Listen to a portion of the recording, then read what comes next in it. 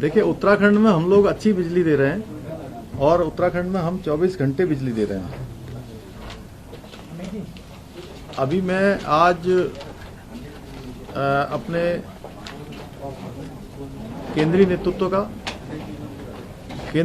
का मैं आभार व्यक्त करने के लिए यहाँ आया हूँ। माननीय प्रधानमंत्री जी का, माननीय राष्ट्रीय अध्यक्ष जी का और माननीय गृह मंत्री जी का और केंद्रीय नेतृत्व का मैं सभी का आभारी हूँ कि मेरे जैसे एक सैनिक परिवार में पैदा हुए एक सैनिक के पुत्र को, जिसकी कोई राजनीतिक पृष्ठभूमि नहीं थी, उनको एक मुख्य सेवक के रूप में काम करने का अवसर प्रदान किया है। देखिए, मैं पिथौरागढ़ में पैदा हुआ, सीमांत क्षेत्र में, और कर्म भूमि के रूप में मेरा क्षेत्र खटीमा है। खटीमा से मैं लगातार जनप्रतिनिधि उसी क्षेत्र से चुना जाता रहा। उस क्षेत्र के लोग मुझे सेवा करने का अवसर प्रदान करते रहे। वो एक अपने आप में लघु भारत है। भारत नेपाल सीमा के निकट का क्षेत्र है, तराई का क्षेत्र है।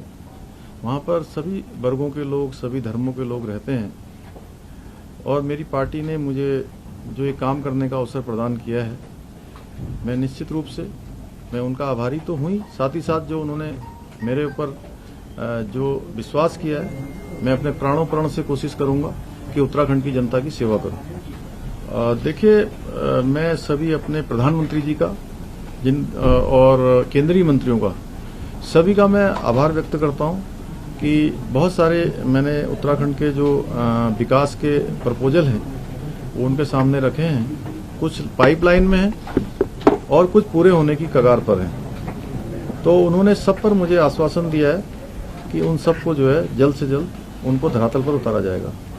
देखिए, हम अच्छी बिजली वहाँ पर दे रहे हैं और पहले से भी उत्तराखंड की जनता चाहती है कि वहाँ पर बिजली अच्छी मिले, बिजली सस्ती मिले। वो दोनों काम हम कर रहे हैं। 24 घंटे वहाँ पर उत्तराखंड में बिजली मिल रही है।